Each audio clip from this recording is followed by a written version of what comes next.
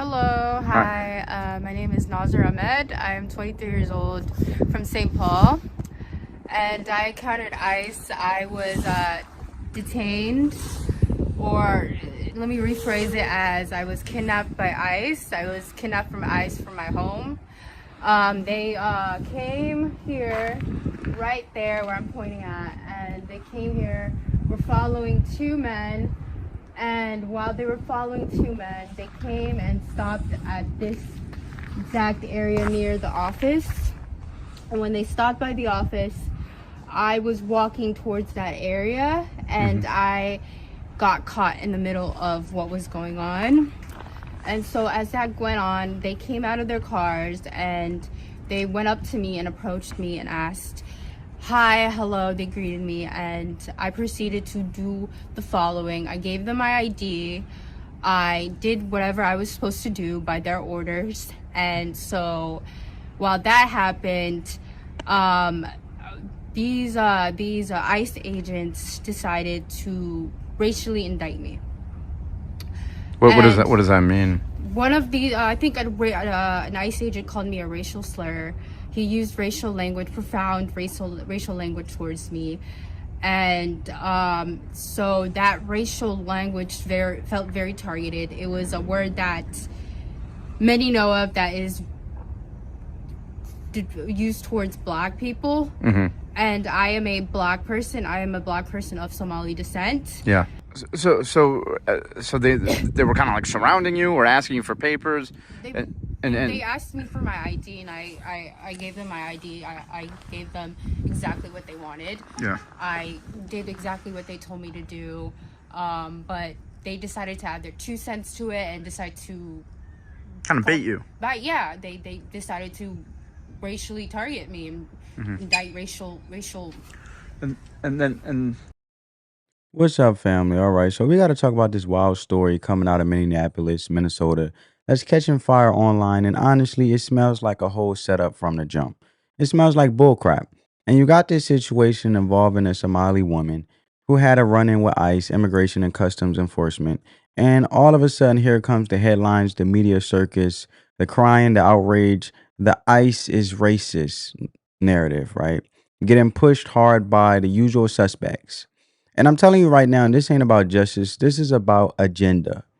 You got Democrats in Minnesota, the liberal media, all them jumping on this emotional roller coaster, screaming that ICE is out here just randomly scooping up black and brown bodies like it's the Hunger Games or something. Talking about racial profiling. Like ICE is just driving around saying, "You look too dark, hop in the van." And they want you, the average American, to just believe it with no questions asked. And the way they do it is classic emotional manipulation. They start yelling racism because they know that's the fastest way to shut people up. They know if they scream racism loud enough, people will stop asking questions and start just feeling guilty. And it's a trick. It's a psychological warfare at this point. This is a psyop. Straight up. They want to smear ICE, making the agency look like a bunch of white hood wearing villains because they're desperate to flip the narrative on immigration. And it's not about truth, it's not about facts, it's about optics and control. And in this case, this is a textbook example. You got the police department, and mind you, some of them are even saying ICE is profiling them now. Police. But where's the evidence? Nowhere. Just vibes and accusations. And now we got this 23-year-old Somali woman from St. Paul, Nasra Ahmed, and she comes out saying that ICE agents not only detained her, but harassed her, assaulted her, and even called her the N word. Yeah, that's the claim. Meanwhile, it's mind blowing to me because we have the actual video of what went down. And let's just say it ain't exactly lining up with her version of events. But the media doesn't care about that. The media ain't trying to correct her or correct the story. They are too busy running with the narrative because the story is more useful than the truth. ICE called her the N word is a way better headline than ICE detained someone, followed protocol, and let her go after 2 days. So this whole thing is starting to look like a scam, a grift, a big performative play put on to make ICE look like the villains and push a political agenda. So I want to break it all the way down to what actually happened in Nasra's story and start separating facts from fiction, because this right here is a perfect example of how the media play games with your emotions, running into the victim Olympics to get you to hate people who are just doing their jobs. And I want to get into it. So let's get into it. They know you're both, so they cannot separate the two. They just want to say, oh, you're this, you're that, but that's what it is. It's to be both. So, yeah, so I got kidnapped by ICE. So now we're going to get into the story of what made me stand here today. So that story is I got kidnapped by ICE. So ICE came to my neighborhood, where my neighborhood is a very Somali neighborhood. It's a predominantly Somali neighborhood. There's many Somalis that live here, and they kidnapped me. They took me. They arrested and detained me for 2 days, and I was put in. That's a big skip of events in the story. Oh, so the story is ICE kidnapped me. ICE, yeah, they kidnapped me. And, ICE, is a heavy Somali community, and they just kidnapped me and I was arrested for 2 days. Does that smell like bullshit to you guys or what? Right? Because if someone who genuinely have been in a horrifying, traumatizing event, they would be able to break it down from beginning to how it led up to what they did based on to how they were approached. And then after they were approached, what the conflict was and what led to the conflict. And then at the end of the day, what resulted into what it was. She just said, oh, well, yeah, this is the conflict. Oh, yeah, well, the conflict is I got kidnapped by ICE and I had to get arrested for 2 days. And I was just in a Somali heavy neighborhood. Don't sound suspicious to you, family? Let's continue. County jail. Then there was this ICE agent who called me a racial slur. So with my skin color and me being a black person, in America, I go through a lot. I see a lot. I've experienced a lot of things. I'm also Somali, and I'm going to say right now that even though people see me as Somali, I'm still a black person, and I can't separate the two. My skin is still dark. I'm still a black person, and I'm just a black person of Somali descent. My ethnic origin is Somali, but I'm black. I'm a person who's black under America. So I still experience racism. I still experience many things that black Americans face. And the two can exist, and many people don't really realize that, because what they see, oh, so Somalis that can be black and they can't be, Somali, but that's not the case. So so I was called a racial slur by this ICE agent, and this ICE agent was igniting racial violence towards me. He was inciting racial violence. And he was targeting these two Somali men. They were following these two Somali men who ran out the car. And when they ran out the car, what happened was I was walking towards that area that these two men were holding the door for me. And I believe these men were Somali. I'm not sure if they were some other group, but they were a different East African descent. But they were, what I've seen is that they were Somali. And so when they came, they were following these two men, and I was waiting for these two men to hold the door for me. And I told them, hey, can you hold the door for me? And I walked right in the middle. And when I was in the middle, ICE came. They came out of their cars. They asked me to see my ID. And while they were asking me to see the ID, they just decided it was nice to be racist and say really nasty things to me. And that man, he called me the N-word, and I'm going to say it's the word that's in the To Kill a Mockingbird. If you've ever read that book, it's the word that's in that book. And he called me that, and then he arrested me. They arrested me. It was multiple people. They used a lot of force to arrest me. I actually got a scab that was healing while I was in jail. But they pushed me hard. They used a lot of violence. My body still hurts. I got a concussion. It's really hard for me to speak because of that concussion. they were just using a lot of force to arrest me, and I was screaming, I was crying, I was so scared. I've like never been arrested in my life. I don't have like a criminal record. I have a clean record. It was just, and then that detainment, I was detained. I was literal cuffs were put on my legs, cuffs on my hands, and during the detainment center is Woodville. It's in Fort Snelling. Fort Snelling used to be, historically, it used to be a concentration camp for Native Americans. And they were actually it was this Native American place where they detained, the concentration camp was excuse me, but the concentration camp was a place where they kept many Native Americans, and they marched those Native Americans and they killed them. They killed them, they murdered them, and it was named after Bishop Whipple, Henry Whipple, I believe. Hopefully I'm getting my facts correct, but that man was a bishop who actually spoke for Native Americans, and I was actually detained with a Native American woman. And God bless her heart, she went through a lot too. She was also detained by ICE, and she was also a U.S. citizen, and like me, and she had gashes on her face. They shattered her windows. She had blood on her jeans, her corduroy jeans, and she was crying because she was so scared because she was with her dog, she was so scared that her dog got hurt. She was so scared for her life. We were both crying together. We were holding each other tight, and I'll never forget, like, the fear that we both felt in our hearts that day. And like,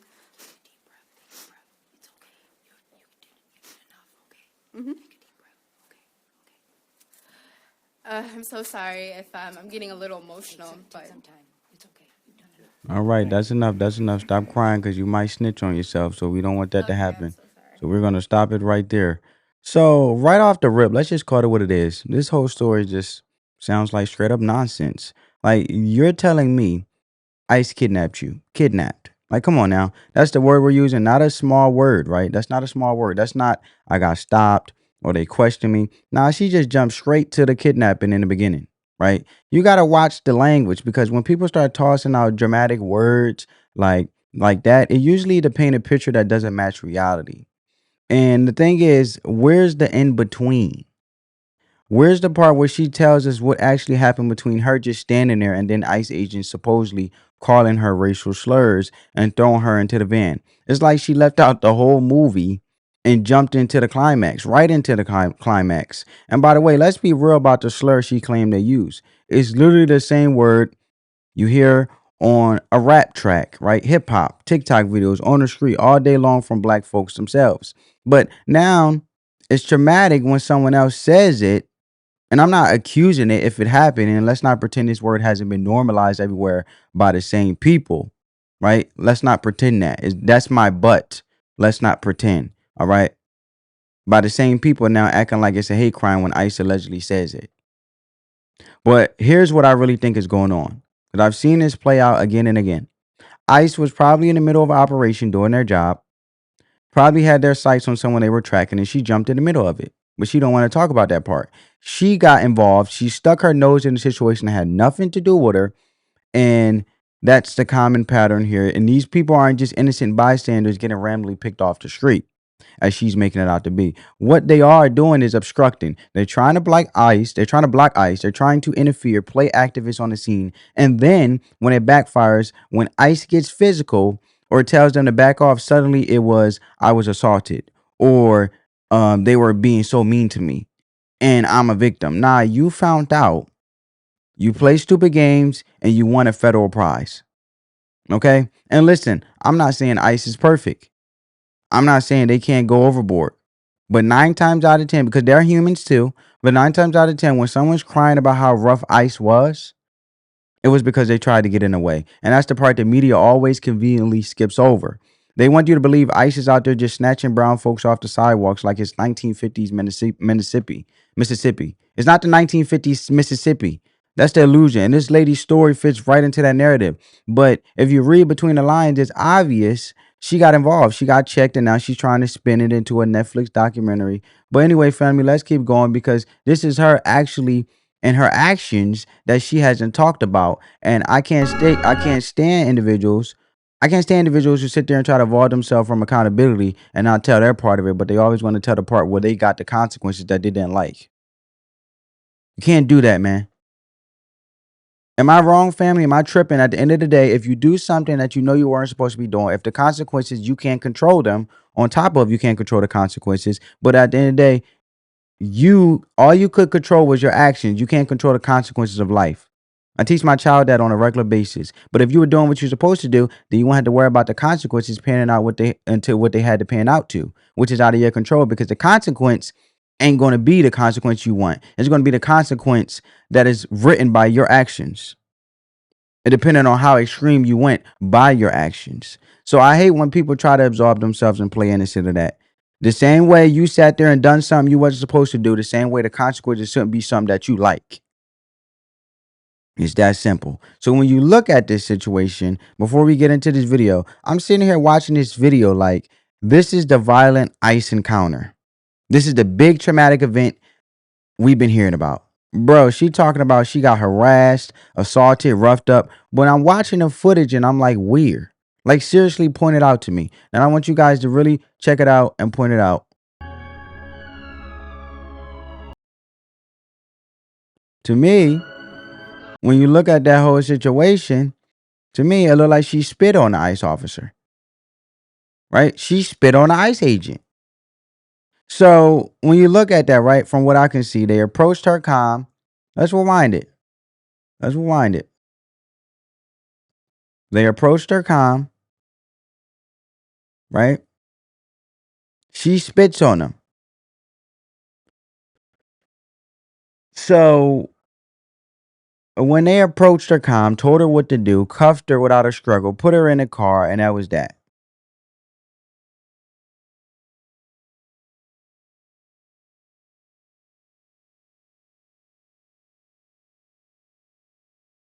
I don't see nothing crazy here, right? And most individuals, I'm just saying, having a conversation. Most individuals that do get roughed up is because they're resisting so much that they end up beating themselves up to make themselves have scars and gashes and stuff because they're so busy resisting when they should be complying with the law in the first place. Let's put that out there too, because that can be true as well. But I don't see nothing here. I don't see nothing in what she said that'll matter. It looked like they just cuffed her without a struggle, put her in the car, and that was that. No slamming her to the ground, no excessive force, no chaos. Honestly, if anything, they were polite. But then, boom, you see the part nobody wanted to talk about, right? If you slow it down here and you see she spits on the ICE officer, you see? They handcuffed her. She spits on the ICE officer. That's the detail she left out. Right? Because the media damn sure left this detail out as well. That's assault. And you see his reaction when you look at it. His reaction was, it seemed calm to me. He just turns, look how he turns back like, okay, what was that? You slow it down again. After she done spit on him, he just turns back around like, what was that? So that's what really happened. She spit on him, and all of a sudden the victim narrative starts to crumble. Because what she's doing, spit on federal officers if she's so terrified and traumatized and innocent. And ask yourself, why is this not in any of the headlines? Every article mentions there is a video, but none of them actually show the footage. Why? Because the video destroys the entire storyline. The media knows this. They bank on you never seeing the footage. They bank on your ignorance. And they bank on you just reading the headline and getting so emotional. And they're not interested in the truth. They're interested in narrative. And the truth is, this woman assaulted a federal agent, then turned around and did a whole press conference pretending like she was just some random girl getting jumped by ICE for no reason. Left out the part where she spit, left out the part where she wasn't even attacked. And the media let her do it because it feeds the propaganda. Now she's out here acting like she's Rosa Parks, but with a GoFundMe link. And now it's not just her. Now you got people crawling out the woodwork claiming post-traumatic trauma disorder, PTSD, from ICE detaining them, trying to raise 50 grand online because their feelings got hurt. Are you kidding me? 50 grand for getting detained. Bro, you're not a war vet. You got held, question released, and now you're on Instagram trying to cash in on fake trauma. This is the grift. This is the hustle. Cry racism, get sympathy, leave out the facts, and pass the collection plate. And this is the grift that I'm talking about that you're about to see in this video that I'm about to play. And it's mind blowing to me. As long as the media keeps covering and running and covering for them and not holding them accountable to sit there and cry racism and get sympathy and leave out the facts, it's just going to keep on happening. My name is Bashir Hussein. I am a 20-year-old U.S. citizen from Minneapolis, Minnesota. On December 10th, 2025, during my lunch break, I was violently arrested by federal immigration agents. I repeatedly told the agents that I am a U.S. citizen and I had my ID and passport. Instead, the agents ignored my pleas and forced me to the ground and placed me in a headlock. The injuries and trauma from that day have stayed with me. Since that incident, I have experienced symptoms of PTSD, intense anxiety in public spaces, panic when I hear whistles, sirens, and car horns, trouble sleeping, constant stress, and emotional exhaustion. I have also experienced ongoing physical pain and tension that started after my detention. I no longer feel safe in my community. My family has been affected by this as much as I have. They watch me come home drained and physically hurt. The fear that this could happen again has created constant stress and has changed our lives. I am raising funds to support my recovery. Is my man reading the script? You seen him, right? You seen him like, look. My man probably reading the script off of ChatGPT. Did you just see this man use his finger to like scroll down? Our lives. I am raising funds to support my recovery, Can't make this up. including trauma-informed mental health therapy and counseling, medical care for stress-related symptoms and physical symptoms, basic living and recovery-related expenses while I focus on healing. If you are able to donate, I am very grateful. If not, please consider sharing this page. Thank you. Okay, it's actually wild, man. Like, absolutely amazing how this whole thing just turned into a straight up hustle, a grift, a scam, a get rich quick scheme for clout and cash. And the new formula is simple. Say ICE look at you funny, sprinkle in a little racism, cry they said the N word, toss in some vague trauma, and then boom, drop that GoFundMe link and watch the donations roll in. And this is where we're at right now. Forget working a 9 to 5, just pretend ICE kidnapped you, and this is the whole side hustle. And you have to be a straight up fool to believe this stuff at face value. Like, seriously, who's still falling for this? And what makes it worse is the media is in on it. They're not they're not just reporting this stuff. They're running with it, fueling it, amplifying it like it's gospel. And they don't care about the facts. They don't care about the context. All they care about is pushing a narrative that paints ICE as evil and racist, and Trump and Republicans as the bad guys. And you got to understand, this isn't just bias. This is manipulation. This is straight up philosophical warfare. It's propaganda dressed up as journalism. They flood you with sob stories that there's always missing half the details of, and they don't tell you the person who was obstructing or interfering or trying to block an operation. Nah, they just cut to the part where ICE put someone in cuffs and slap a racism attack headline on it, and it's all political. And this is about influencing elections, demonizing the other side, and weaponizing emotion to steer public opinion. It's the same exact playbook they ran with George Floyd. Take one clip, strip it all out of context, blast it 24/7, and get everybody angry, confused, and emotional. And it's the same cycle every time. And on top of that, inciting violence, making people feel enraged, where they start tearing up their communities. They start busting and clashing into businesses that individuals worked all their life to build up. And it's just devaluing the whole community, making the city on top of that value go down because they're destroying things because they're so enraged off of narratives that they script half of the details out of, tugging onto your emotional heartstrings. And this has to stop, right? It's the same cycle every time. ICE does their job sometimes in tense situations because it's law enforcement, and the media swoops in and turns it into a morality play. And if you notice, they never tell the full story, never, because if they did, you wouldn't feel as bad. You might actually say, well, damn, maybe ICE had a reason. But they can't let that happen. So they edit, they frame, they selectively report. And this is why I do this. This is why I get up passionately and keep calling this stuff out. And at the end of the day, the truth prevails, right? The truth will set you free. This is why I do this and covering these stories, because propaganda never sleeps. If lies keep coming every day, then the truth needs to show up every day too. And that's how I see it. I have to say something or people will stay in the dark, because once again, they're out here pretending like your civil liberties are under attack, when in reality, nobody's civil liberties are getting stopped or stepped on unless you're trying to obstruct a federal operation or you're here illegally. It's just common sense. But let me know what you guys think down in the comments below. Spread that peace, love, and positivity. Let the love supersede the hate. And as always, we just having a conversation. Peace. Love you guys.